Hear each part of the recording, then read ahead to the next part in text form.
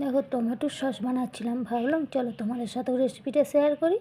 টমেটোর সস বানানোর জন্য কিছুটা টমেটো আর শুকনো লঙ্কা একদম ভালো করে পরিষ্কার করে ধুয়ে প্লেন জল দিয়ে একটু সিদ্ধ করে নিয়েছি। আর জানো তো এইটা না, দোকানে যে টমেটোর সস হয় তার থেকে এটা অনেক ভালো লাগে খেতে।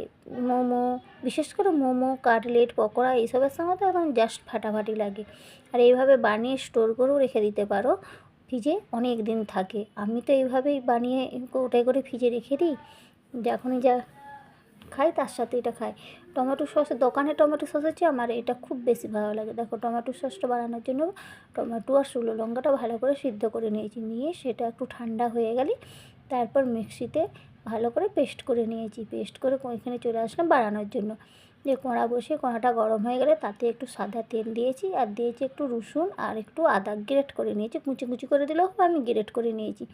দিয়ে তার উপর টমেটো সসটা দিয়ে দিলাম, দিয়ে তাতে পরিমাণ মতন লবণ, একটু স্বাদের ব্যালেন্স ঠিক রাখার জন্য চিনি, আর একটু সয়া সস আর একটু ভিনিগার দিয়ে ভালো করে একদম নেড়ে চেড়ে গাঢ় গাঢ় কাট হয়ে আসবে। তাহলে দেখো তো দেখতে কেমন হয়েছে টমেটো সসটা। জানো তো খেতেও না দুর্দান্ত হয়, একবার বানিয়ে দেখো তাহলেই বুঝতে পারবে কেমন লাগে খেতে।